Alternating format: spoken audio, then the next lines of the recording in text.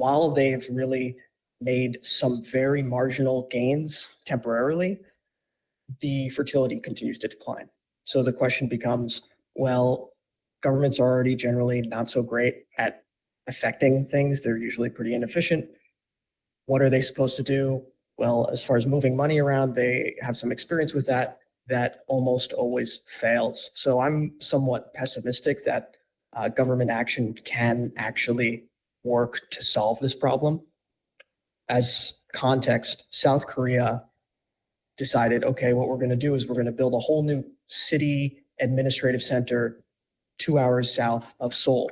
And it's going to be family friendly, it's going to have a high fertility rate, and it's going to be full of government employees. Well, they built their city at the cost of many billions of dollars, and the fertility rate rose by zero point 0.2, which is something compared to Seoul. And now that same city is back down to 0.8 or 0.9. So whatever they did, all that money they spent certainly wasn't enough. And they perhaps have to spend 10 or 100 times more, which is just impossible when it comes to the economics of it. There just isn't enough money in even developed economies to, in an economic sense, to fix the problem. So when I look at it, it seems clear to me that if fertility is going to rebound in Western societies, it's not going to be a government economic policy. And as far as government social engineering, I think that has an even worse history of failure over and over and over. It's really hard to change human preference and human nature. So as far as my prescriptions for them, that's what I'm hoping to maybe figure out a little bit in my writing.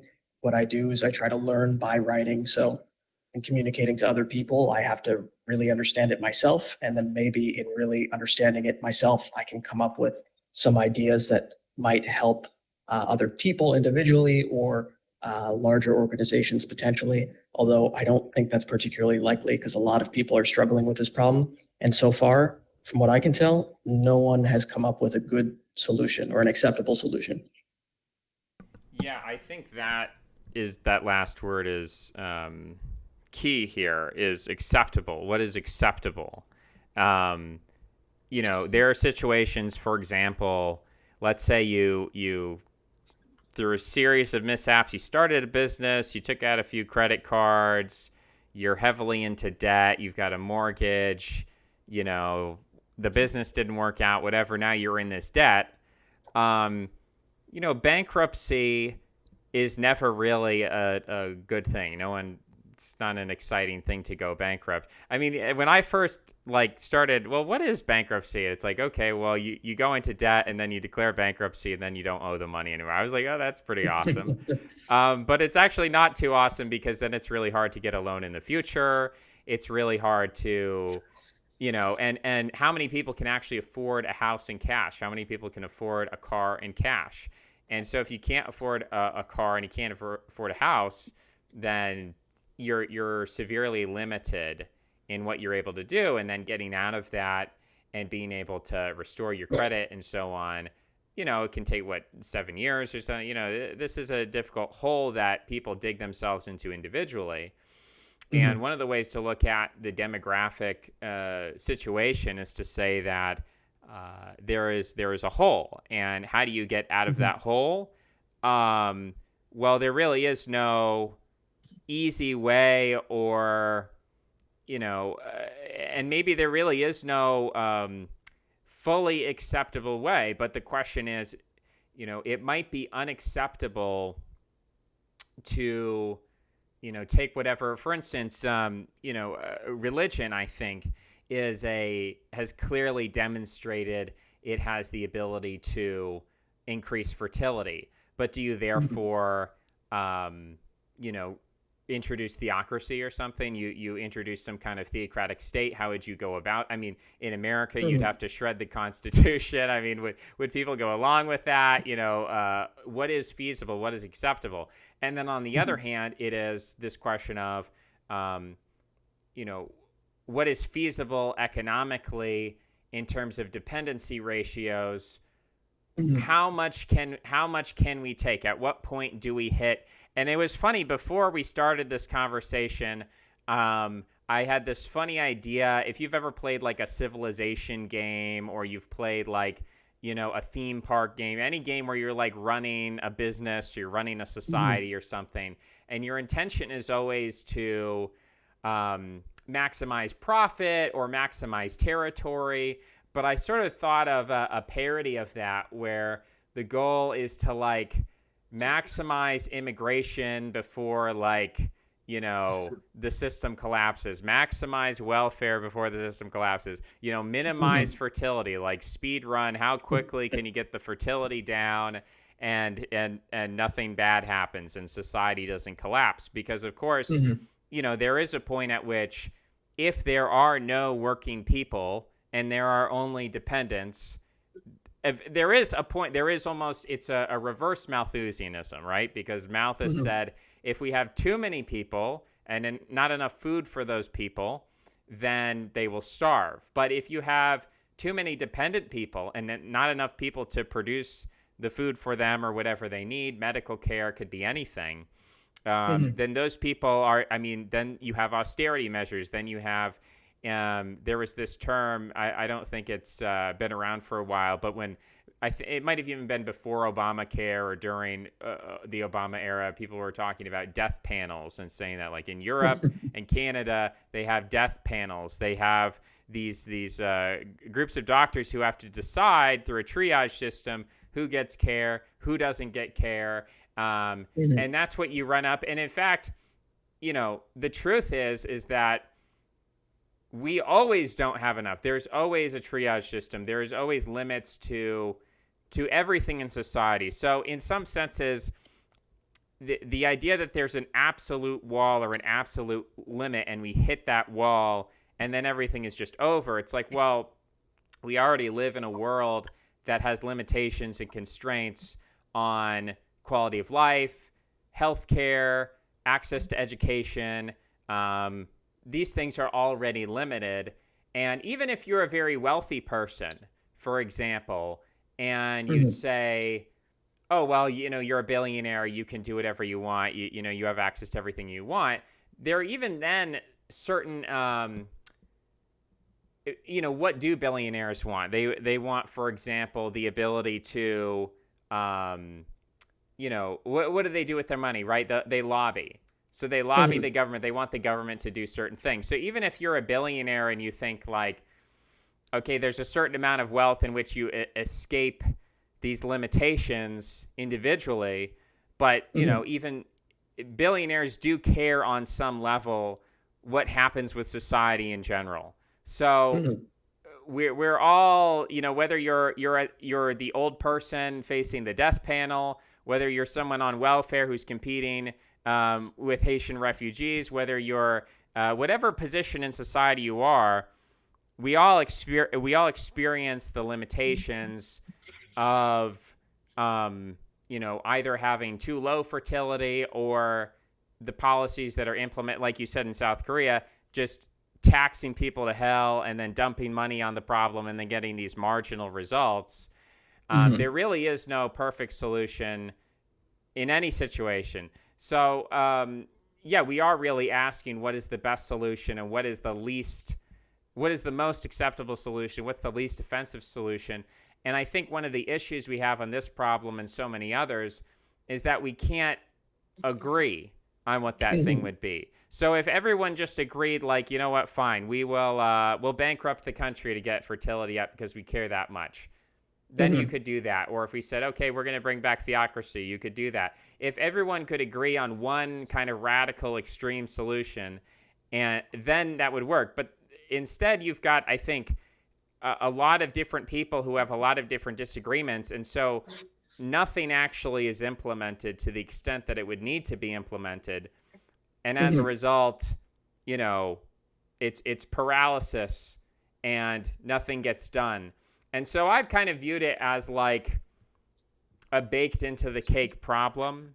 And any attempts, I'm actually somewhat hostile to people trying to solve the problem, because if you're in a situation, it's a bit, maybe it's game theory, but if you're in a situation where you're dealing with a problem and any attempt to deal with that problem is necessarily going to fail, then it's Mhm. actually better to just concern yourself with something else, like do some. And again, like a medical triage, it would be like, if you have a person that you know is going to die and you can do nothing to help them, but you've got other patients that might not die and you could help them, then you should Mhm. stop taking care of the dying person and you should go help the people who have a 50-50 shot.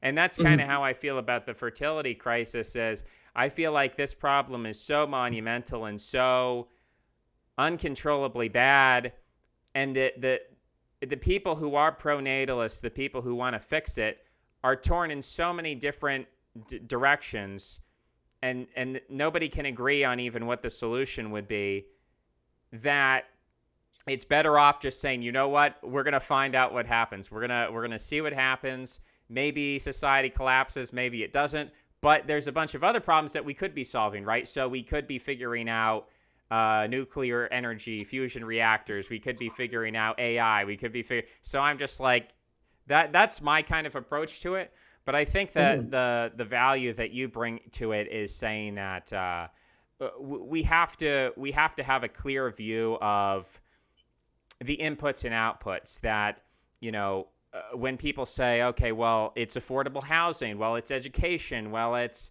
if we just gave people a child tax credit, well, if we just did this and that, that like endless. And it seems to be like a populist message, because most people, we live in a kind of capitalist material society. So people assume like, oh yeah, if you give money to people to do a certain thing, they will do that certain thing. Um, and that's not true. Um, but I think it's a valuable discussion to have. I also, while I have you here, I want to look into some of the other stuff you've been writing about. Um, you talk about, you go deeper into this in terms of uh, conservatism specifically, and even cultural conservatism and liberalism, um, those sorts of things. Can you touch a bit on those specific? Because I think a lot of conservatives say, well, yeah, we're not a fan of big government. We agree government probably can't solve this problem, but we can solve this problem as conservatives, as religious people. Is that true? What are the limitations of that? Yeah, I mean, I really like what you said about theocracy being a potential solution, but it's an unacceptable solution in my view. My whole concern with this issue is that Western society, maybe Western liberal society, is worth preserving, and it gives us a lot of benefits. So if we see a potential problem heading down the road to collapse, then maybe if we can get creative, there's a solution we can come up with that won't completely bankrupt the system or require so much resources that it would, or so much societal change that it would defeat the whole purpose. What you said about uh, cultural conservatives maybe offering a solution to the problem, in my view, they don't actually offer a meaningful solution, and it's an aesthetic preference for what their solution already looks like. In that traditional family values, having the nuclear family, government getting out of the way of people's ability to have children, perhaps by removing taxes on, say, gas and things that go into childcare. Those solutions, in my view, are something they just already want, and they're using the fertility crisis as an excuse in order to reinforce what they already have in mind. So when I look at the problem and I look at potential solutions that people are proposing, I really try to understand at the same time what their motivations are as well. And I'm sorry, but I have to go grab something. I just got a knock on my door. Once a lot of solutions offered to the problem are not likely to be effective and are simply just reinforcing values that someone already has. So at least when I look at those proposed solutions to the problem, maybe in a microcosm it would have an effect, but as far as justifying what they are advocating for, it doesn't make too much sense to me. Uh, my whole view on this is maybe we can come up with a creative solution that someone has thought about before and tried to implement and maybe just did it wrong, or maybe we can come up with a creative solution that hasn't been thought up yet. But I don't see it. I haven't seen it yet, at least. So far, it looks like an insurmountable problem for Western society that either maybe we can outproduce our way, where a huge elderly dependency ratio isn't a major problem, or maybe we're just doomed and Western society is going to be on the downswing for a very long time. Yeah, it's interesting because let's see here. I'm gonna mute myself over here. Okay, I was gonna say it's interesting because you have a situation where, like you said, there are these existing solutions to this problem, but you're kind of, it's almost like, you have a heavy bomber plane and then you have a jet airplane, and the heavy bomber is meant to carry heavy loads and to drop them, whereas the jet is meant to go fast. And then someone says, well, let's just combine them both. Let's have the cake and eat it too. And you lose both things. You lose, if you compromise those two things, you lose what's good about both of them. So if we want a theocracy, then we're going to lose the things that we currently have. If we want to keep what we have, then, maybe this is just, this is somehow baked into the cake. You can't have it both ways. And so I guess at this juncture, I mean, we know what theocracy looks like. We have examples of theocratic states. I mean, ironically, there are kind of some, like, theocracy might be necessary for high fertility, but it's certainly not sufficient, in the sense that Iran, is officially a theocracy, doesn't have high fertility, kind of an interesting situation. You could describe, a totalitarian state like China as being quasi politically theocratic, in the sense of you have a party, whatever it says goes. They're now in this pickle that they're having trouble getting out of. So even with like very harsh, brutal tactics and control, still difficult to solve this problem. But we know what theocracy looks like when it, quote unquote, works. I mean, we could go back to medieval Europe or something. That's already been tried. It is, in a sense, a self-sustaining system, in that it can go on for generations or hundreds of years. It's not necessarily self-defeating or something that's inevitably going to collapse. We have this alternative system now that seems it may possibly have some kind of self-defeating mechanism within it, but we don't know. I mean, we haven't gotten there yet. Certainly, it's something worth thinking about and trying to understand. But at the same time, I think it's a bit premature from my perspective. I mean, the death of Western civilization is sort of exaggerated or much talked about, and yet at the same time, if this thing is so bad and so toxic and so poisonous and so cancerous or whatever, it's a mind virus and so on, it's like, at the same time, it's currently doing a lot of things very well. So it might not be doing well in this particular area, but in many other areas, it's doing very well. And this might be one of the ways I describe this is kind of an uncanny valley, that as societies develop, actually, primitive societies, they might have a high fecundity rate, in that there are a lot of pregnancies, but their effective fertility is quite low because they have very high child mortality. And if you actually look at the graph of fertility as an expression of children born who reach adulthood, that actually has been flat from, the Middle Ages until 1800. That didn't change much at all.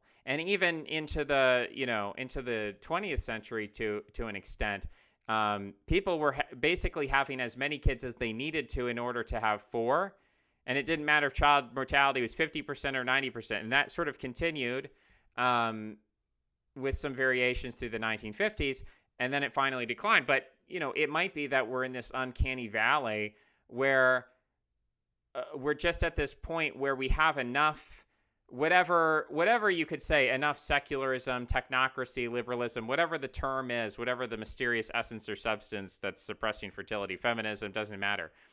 Maybe we have enough of that we're kind of in this uncanny valley. And so it's similar to AI, right? If you went back 50 years ago and you tried to generate, you asked a computer to generate a human face, everybody would know that it's not a real human face, but it wouldn't be like disturbing, right? It would be like a pixelated face or something. And then maybe 20 years ago, we had these uncanny valley faces where you could ask a computer to generate a face and it would kind of look like a human face, but it would be weird. It would look like a weird artificial face.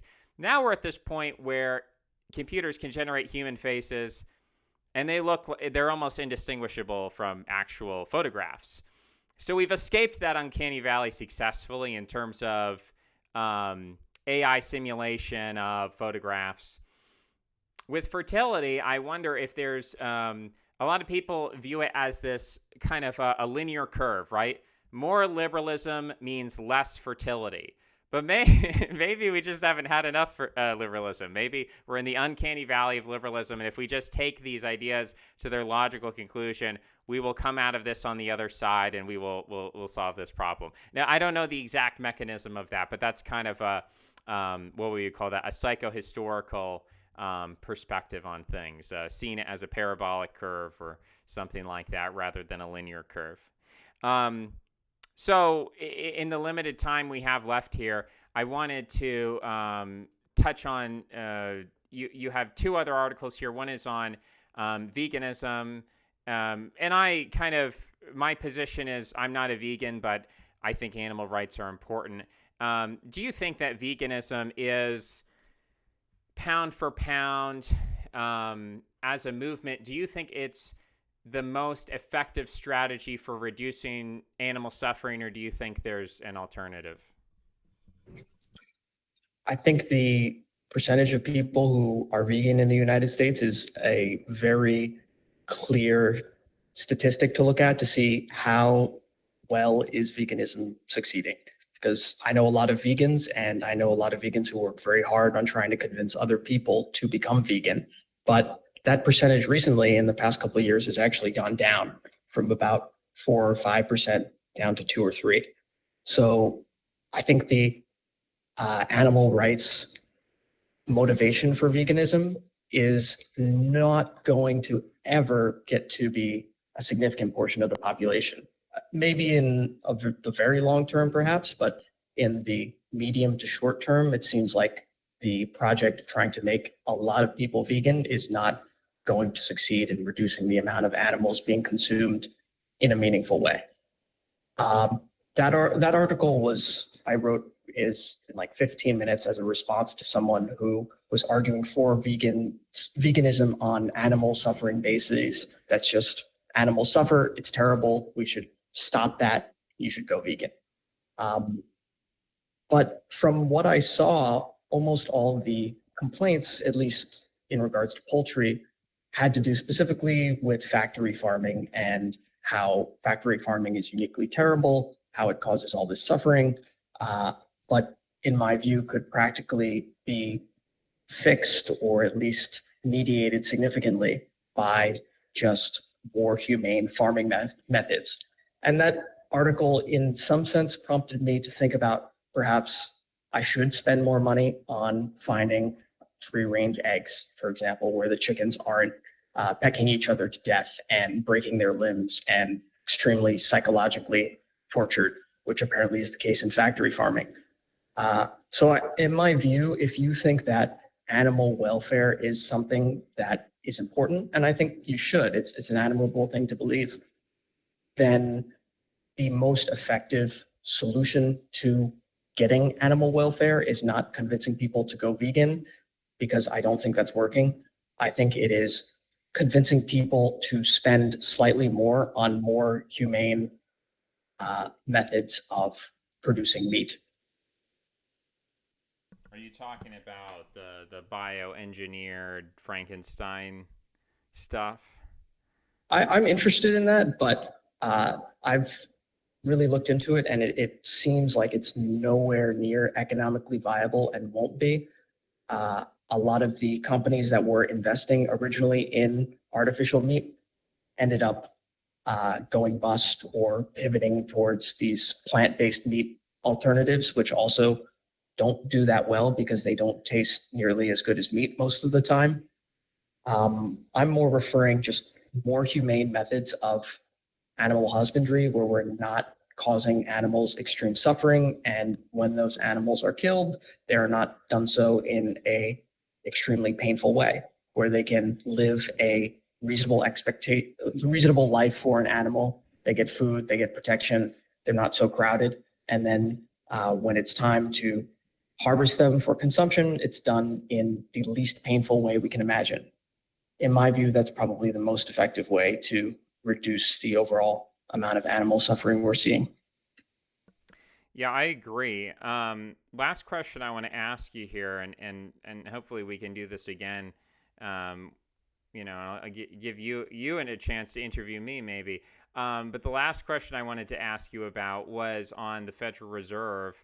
You've written, I mean, actually, you're starting a series on the Federal Reserve, and part one is already quite an extensive summary for people who aren't familiar.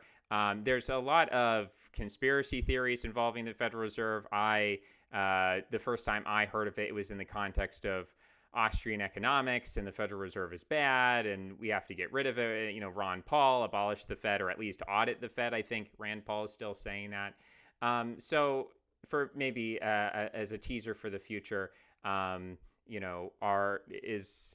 these apostates, the Federal Reserve apostates, people who are trying to get rid of it.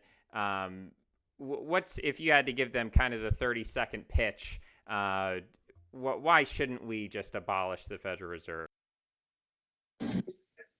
The Federal Reserve, for a lot of reasons, serves a very important part in establishing a stable currency. People talk about gold, they talk about Bitcoin.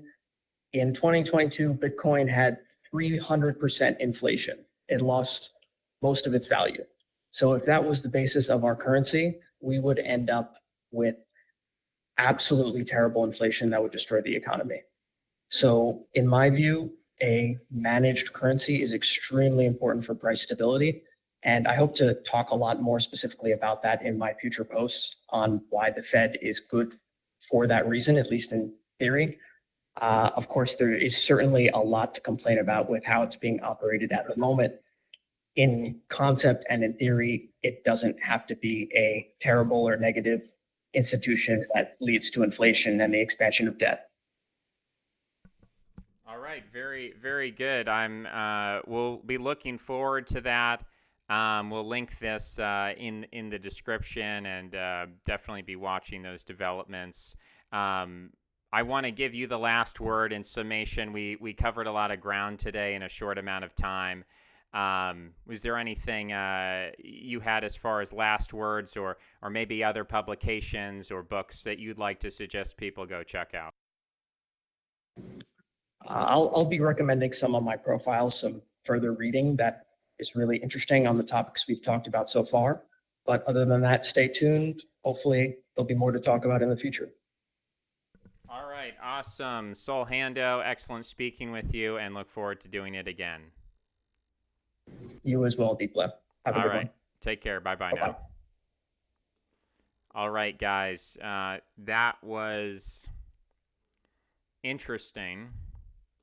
I'm going to probably have to... Let's see. I edited... I left the wrong meeting. Oh, man. I'm dealing with double computers today. So I went on to my desktop computer because I was going to use that, and then I realized Soundflower wasn't recording my desktop audio. It's called Soundflower 2-channel, and it's not recording. So then I switched over to my desktop, but my standing desk here, my laptop is down, my desktop is up, so it's all messed up. I gotta fix that. Don't know how I'm gonna fix that, but anyway, we'll figure it out, guys.